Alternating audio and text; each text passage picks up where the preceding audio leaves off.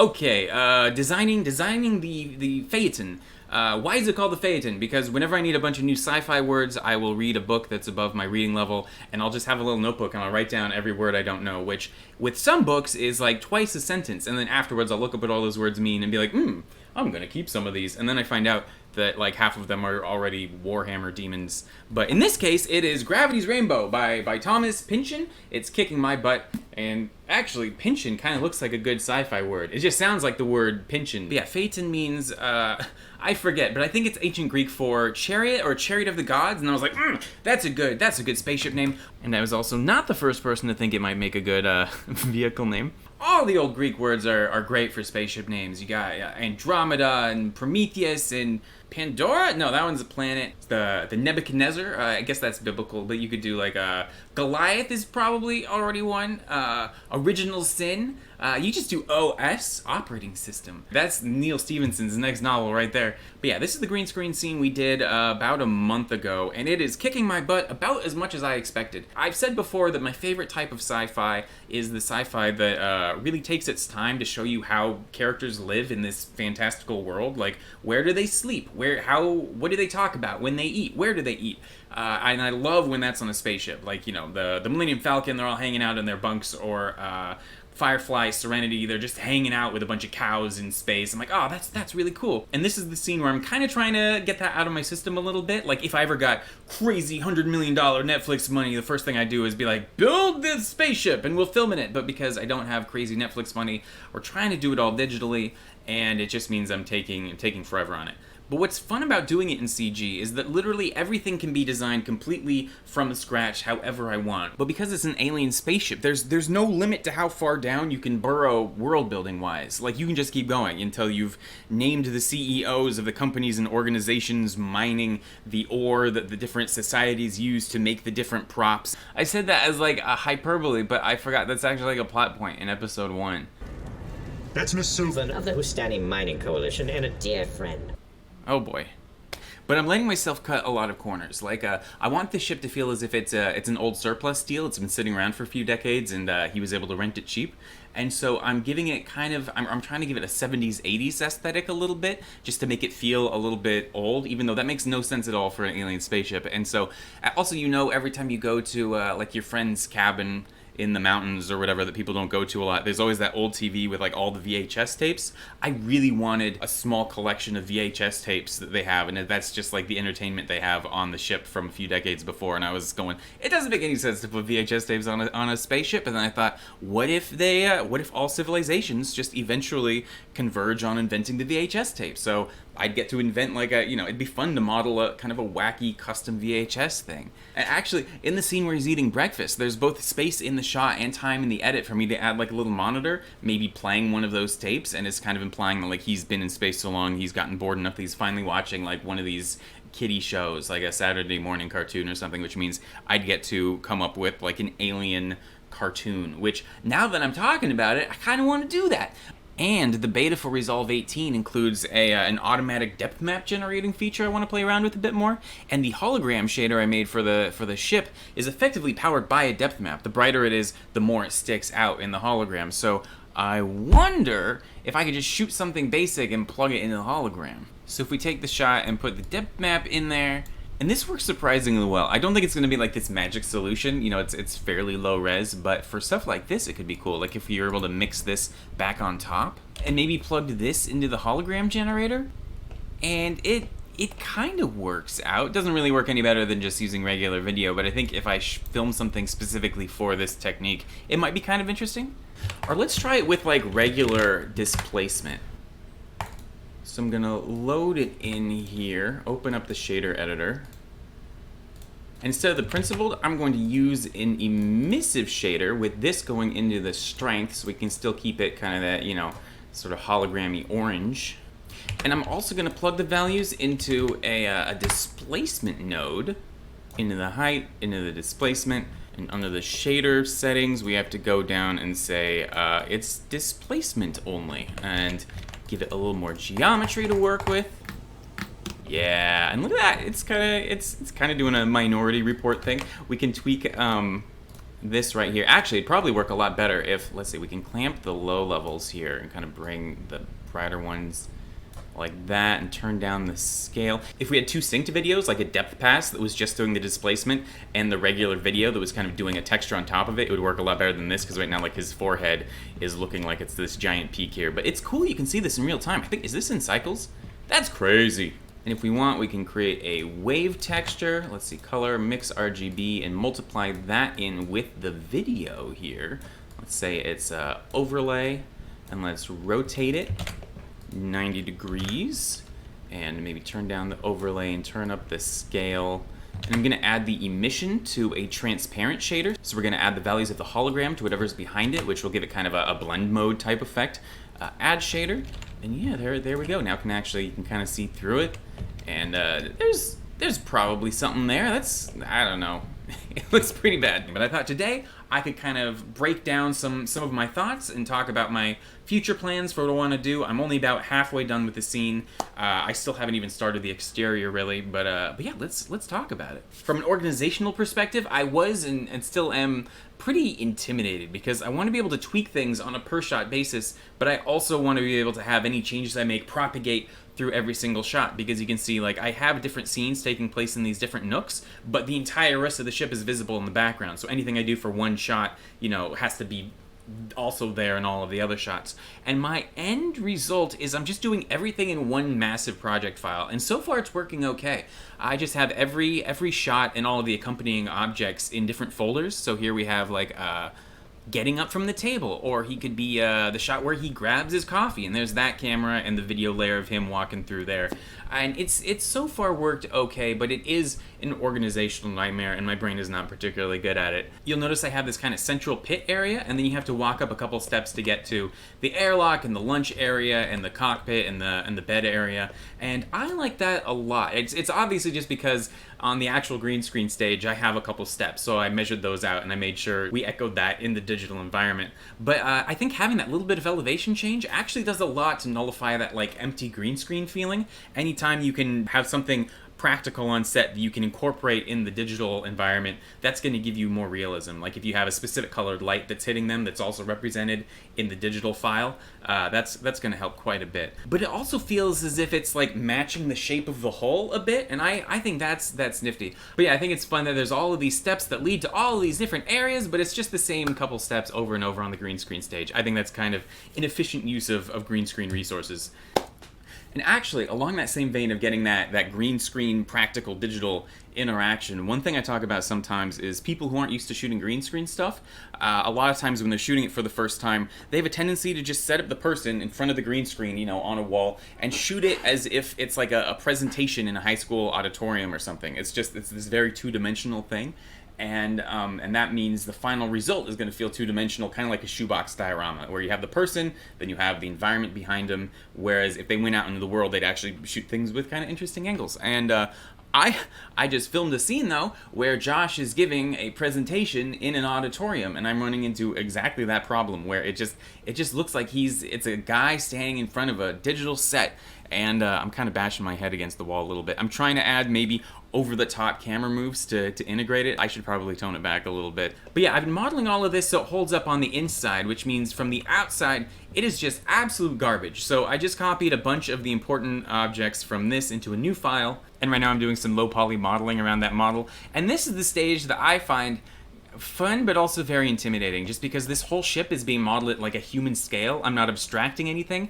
Every detail that a human could interact with is there, so every handhold, every single little thing has to be present in the model. As opposed to if you're modeling some, you know, galactic mega ship, you can just model something kind of abstract, throw a texture with 1,000 little lights on it, and you don't have to worry about like door handles. As a quick note, I find this kind of demoralizing to look at, just because the gray cubes represent just how much work is left to go, and I find it a little overwhelming. So as quickly as possible, I try to map an image on there. I'll just find some sort of texture that kind of represents the aesthetic I'm going for, and this puts me in a refinement headspace instead of a like, all right, we're just getting started headspace, which even though it's the same amount of work, it helps me to look at it. And actually, because it's a really useful technique, let's go through it a little bit more. So I found this one picture picture that kind of captures the feeling that I wanted, at least like value-wise. I wanted that kind of dirty metal feeling, and I think I'm going to add some big clean panels over the top, but I want the gaps between the panels to feel kind of like this. So what I do is I would just start with like the big areas and just stick them places and start trying to kind of clean things up a little bit. Maybe like the same here. I actually have a different material that I've been using a lot, which is this collection of seams that I made, which I guess I'll include in the post if I haven't already shared it before. Here, so I'm gonna sign this. But yeah, it's this collection of all these different seams that I pieced together a while back, and that means if I select something and hit 2 grid by shape, I've got the UV squares add-on going, which straightens all of this out, and I can just line it up onto one of these bits here, and suddenly it just feels a lot more organized. Things are following the contours and all of that, and you just kind of get to decide where you want things to go. And this inner ring is also a really bold element, and again, I'm just trying to do as much damage as quickly as possible so that it's not quite as overwhelming and I get a sense of kind of how things look. I'm going to give it the seam material too, and let's see, if I just select everything and hit, well, I guess it's already unwrapped. If I hit 2 grid by shape, I am actually surprised that it is able to do this. Normally, because it's a donut, it doesn't know how to straighten that out. It's like, it's a loop. What do you want me to do? But in this case, maybe they updated the algorithm. Maybe we just got lucky. A lot of times you have to select one of these loops and hit Control E, mark seam, and then like another, loop on another axis, so that when you select everything and hit U, unwrap, it'll actually know how to unfold it. But I don't know, maybe they updated stuff. That'd be nice.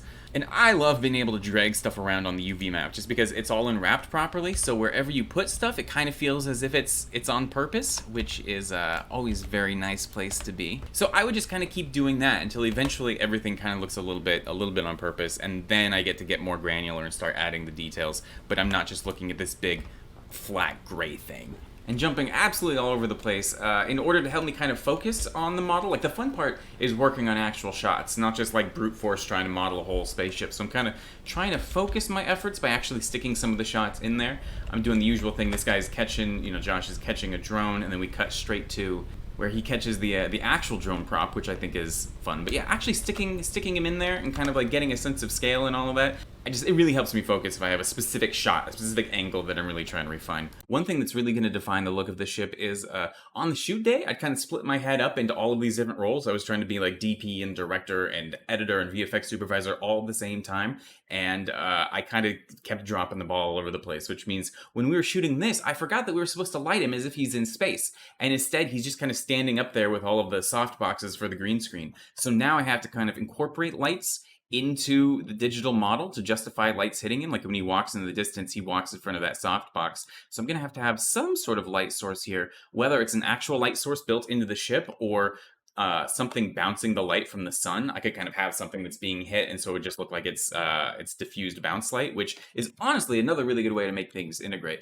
So that's basically where this is at, assuming I can actually just upload this video and stop just making eternal updates for it. But you can see I just have the bounce lighting, like nothing really makes sense. I've just kind of like made the lighting direction ambiguous enough that it isn't too distractingly nonsensical. I do like this big slab in the background. This big cast bit really hits the aesthetic that I want to do, but that's a bit I photo scan, so now I have to figure out like how do I model and texture like this if I want to do other stuff like that. I had to get some sound absorption panels up here. This room echoes a lot, and so I'm speaking in a very specific register that doesn't resonate, but that means everything I listen to sounds like it's like really nasally. Hey, thanks for joining me. Today we're going to be using a computer. I'm kind of trying to model this after a flip ship, which is this real type of boat, like a scientific observation boat. It sails like a regular boat in the ocean, but if they want to, they can flood the back of it, and so it'll all go underwater till just the front is sticking above, and you can take stairs down to the bottom, to the stern, and do like undersea observations. And when they want, they can, bring it back up normal, and it just sails off like a regular boat. And I wanted to bring sort of that transformative element into this, and so I have this arm here, and I figured this would be, they have some sort of gravity generating array down here, but then when it's time for it to fly on, they just rotate it back like this, and there'll be a regular engine that propels it like kind of a regular ship. And I think this is kind of an interesting silhouette. I'm trying to define certain big forms right now. But 2 things bothered me about the design. The first one was there was no place for fuel. I think there should always be some place for fuel, even if it's like magical fuel. And 2, every time this arm rotates, because of physics, there would be an equal and opposite reaction. If it's rotating one way, it's pushing the ship the other way.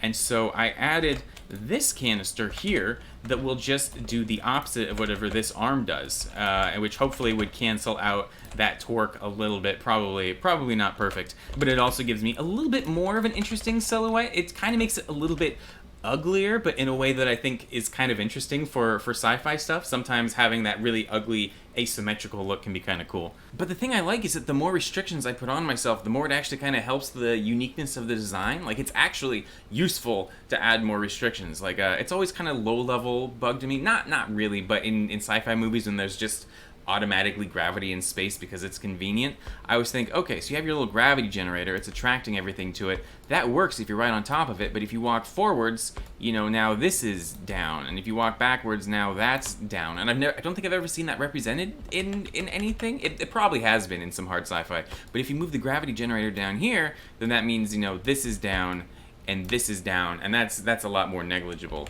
I also like the story logistic of you can either have gravity or you can be flying around, but you can't have both, which means if we have this little gravity array down here and we see it folding up and this starting to move, and we have just a quick shot of like stuff starting to float, you know, people piece it together and be like, oh, okay. Oh, now that means I'm feeling obliged to add these elastic straps holding down anything I don't want to float away, and I'm wondering the degree to which I want to do like a crazy physics sim as stuff's flying around once he gets underway.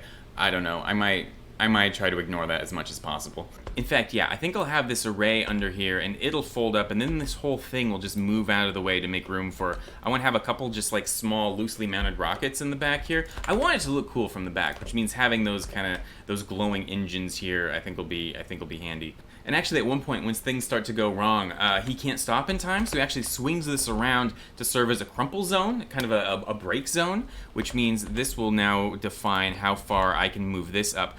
And it's still really rough, but the fact that this exterior hull is going to be based off of the shape of the interior, which was based off of the shape of like a quick photo scan of the stage at the workshop. It just makes it so much easier for me to have that starting point as opposed to like sitting down and trying to just draw something from scratch, which helps me a lot, especially if you're inside and you look around you. Almost everything has been designed, and especially if it's something high-tech, there have been just a lot of different iterations trying to engineer how to make this thing work all compact. It's the reason I love like injection molded plastic. It has to be a certain shape, but they're trying to use as little plastic as possible, but sometimes they want it to be, you know, stronger, so they'll add little supports, but also they have to be able to pop it out of the mold so there can't be, you know, overhangs, and all of those restrictions means that the shape has this very specific, definite, interesting shape to it. So if you're ever trying to design something high-tech from scratch in 3D, it helps to put some restrictions on yourself so that you can also do a little bit of an iterative thing. I made that one chair, that one pop-up chair, and I'm not actually that great of a designer, but I set up the IK stuff,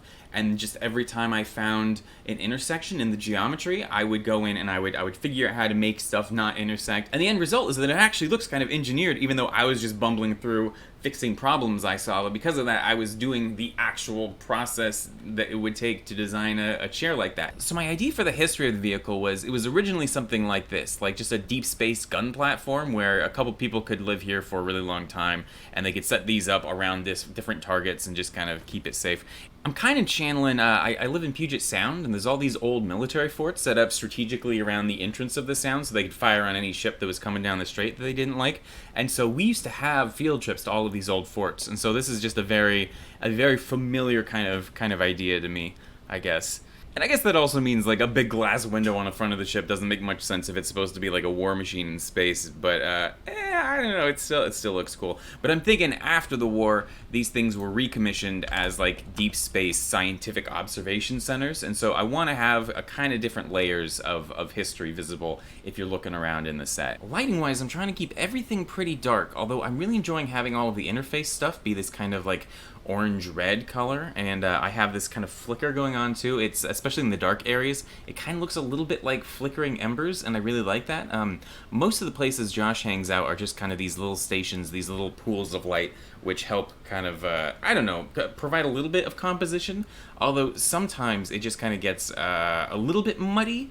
Like, it just kind of looks like there's stuff everywhere, which is where I added these blue lights for this shot. Like, without them, you can see it just kind of looks like stuff in random places. Like, it still kind of looks like a shot, but putting them back in, suddenly it silhouettes the foreground and kind of puts it into a foreground, middle, and background, and it complements, you know, the red stuff pretty good. So the angle of the sun is actually relevant to the plot, and so I was hoping it'd be a little bit easier to work with. Like, it's still nice to have this nice white light coming in there to kind of add some contrast, and I figured I could use that to add a lot of variety to the different scene, have every scene feel different depending on which angle the sun's coming in. And I kind of thought I could cheat a little bit too and cheat the sun, you know, maybe a little bit warm or a little bit cool depending on how I wanted the scene to come across. But one thing I was going to do was have the sun interacting with like a volumetric haze, and while the haze works really good in Cycles X for like big, bright, open exterior scenes, the denoising works very poorly in interior dark scenes, and so it's been really hard getting rid of the artifacts and kind of ending up cheating a lot of it with like emissive volumes. But yeah, I really do wish rendering weren't as much of a consideration, because I'd love to just be able to blast a super bright sunlight in a window and let the bounce lighting kind of fill up the rest of the room. But yeah, right now that would just give me a whole bunch of fireflies, and but that's okay. I can work around that. I probably should have tried rendering this in Eevee. The nice thing about already having this scene completely filmed is I know exactly where he's going to be walking in the ship for the whole thing, so I can do whatever I want in the places where he's not walking. So I added an extra little kind of pit area here, and I modeled this desk. I've been kind of enjoying doing this fake mahogany Formica look with like the chrome trim. I don't know, it looks kind of like this cheap idea of luxury, of being fancy, like something you might find on a submarine or something. I actually can't find any examples of this aesthetic, but it's been fun to slap around places. Originally, the entire bed cabin was going to look like this before I decided to do the weird kind of 70s wallpaper, or 40s? I have no idea. And I guess now I should kind of wrap this up. I've sunk a weird amount of time into this video, and I never even really talked about the design all that much. And I was telling myself that I was using the visual aesthetic of the World War II bombers, like the B-29s and stuff in those cockpit windows and all of that. But I realized while making this video that I was actually just trying to channel the ships from The Matrix. I first saw The Matrix when I was like 11, and it was just so visually dense. I'd never seen anything like that. It dictated my own aesthetic so much. Oh, really, Ian? Oh, The Matrix had an influence on your aesthetic? Really? I never would have known. Like, you look at the front windshield, that's not a B-29, that's just me trying to do the Nebuchadnezzar. And as a kid, I was so excited when the sequels came out because they got so into the nitty-gritty of the ships. I love the logistics. The fact that, like, their main weapon is an EMP, but they have to completely turn their ship off before they can use it. That's really fun. The fact they're always having to, like, jump start each other's ships and pump start, it's this very logistics-based thing. Along with that cool, perpetually greasy, grimy, cast like iron aesthetic. Very cool. And that part of me that loved that so much was kind of excited that they were making a new one 20 years later. And while the film did a lot of things, scratching that aesthetic itch was not one of them. Okay, and I promised I wasn't gonna get into this, and I don't want to be like a hater, but it's just, this was 20 years ago. And this is from 6 months ago? Like, this arm's texture is basically, like, non-existent. And why is this panel just a square cutout with no, like, way to mount it or anything? Why is it just floating there? Why is there a vent? Why is this motion blur? It doesn't even look path traced because the highlights are all blurred out. And you can see where the motion blur is supposed to curve. Instead, it just has this one joint in the middle, which is an issue I think Blender's internal renderer fixed back in, like, 2009 or something. And then there's this kind of awkward fluid sim going on here on this membrane, which is a cool idea. But shots like this, is this like previs that ended up in the final movie? I'm sounding nasty, and I apologize. Just, this film had a $40 million larger budget than Matrix Reloaded, and they built their own like 2-mile freeway. But also, why is everything just so blue? But the reason I don't want to be too harsh is I know there were lots of VFX artists who were probably really excited to get to work on, you know, a new Matrix movie, and for whatever reason they weren't allowed to do their best work. And I wish I knew what that reason was, because it doesn't seem like it should be financial. Anyways, sorry. Okay, I'm done. And so I think I just kind of had this residual energy around that aesthetic that I kind of wanted to try to like pull off myself then. And it seems kind of on the nose in retrospect, but I think also when you have a source of enthusiasm or momentum, anything you can do to kind of like harness it and just kind of run with it is going to help you get stuff done. And this is it's a thing I'm getting done. And it's getting increasingly fun to watch in the edit as more scenes are stuck in there and it starts feeling more and more like an actual location. And that's the bit that's really fun for me, is the fact that like this space is just one that exists existed in my head, then I was able to make it in 3D, and now other people are going to be able to watch it in a scene, and now this completely non-existent space is going to exist in people's heads. And like, that's a very fun part of CG for me, because our human brains are so good at like relentlessly mapping locations and creating these mental maps. And the fact that we can store like a mental map of our grocery store right next to like the layout of the Simpsons house, I think that's really cool. It's a way of kind of making it all come to life in people's heads. And so my hope is, even if like narratively, you know, the scene isn't much narratively, it's doing a thing, but it's not like, you know, crazy. But I'm hoping it kind of gives people a sense of having been on this ship in space for at least a couple minutes. I don't know. Anyways, I'm gonna wrap up this video so I can finish up other ones. And thanks for watching. Hopefully there was something fun in here. Kind of threw a bunch of random stuff in it, but I will talk to you soon. Have a good one.